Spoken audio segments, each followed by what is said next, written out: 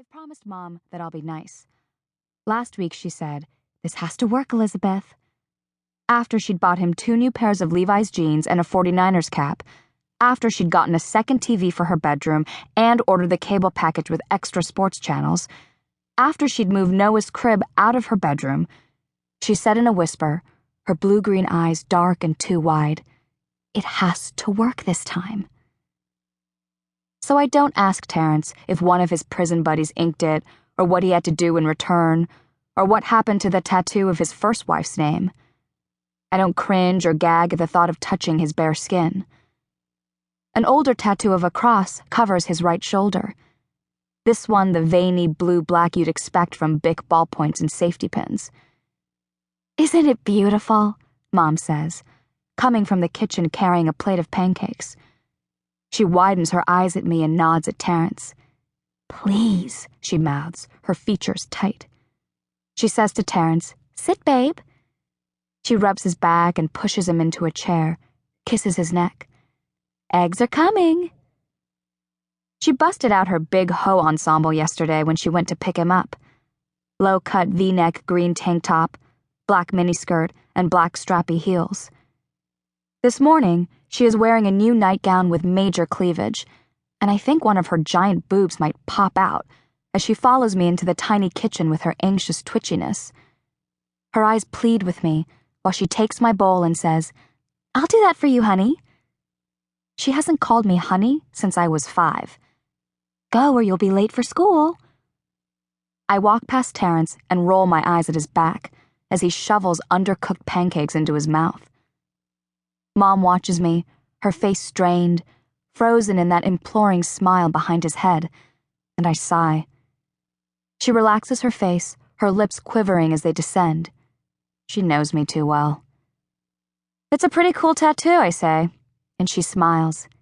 "Thank you," she mouths. I grab my backpack and head out the door.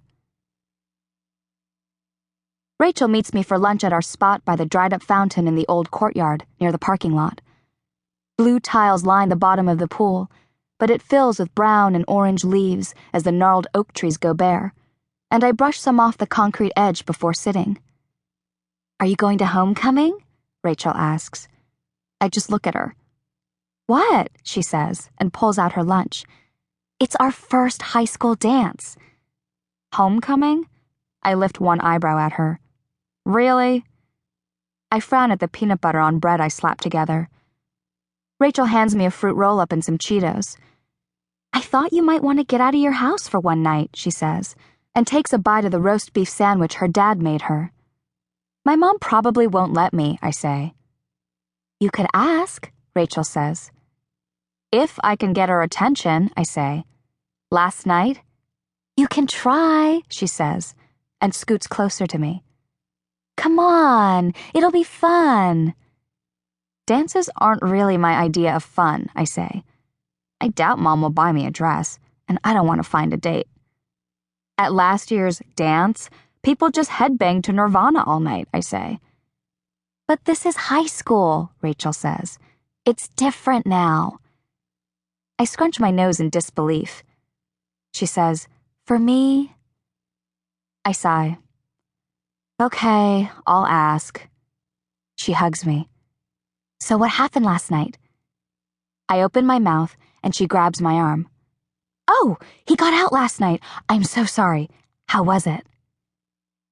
As I tell her, deep gray clouds roll across the sun, and I pray it doesn't rain. I have to walk home.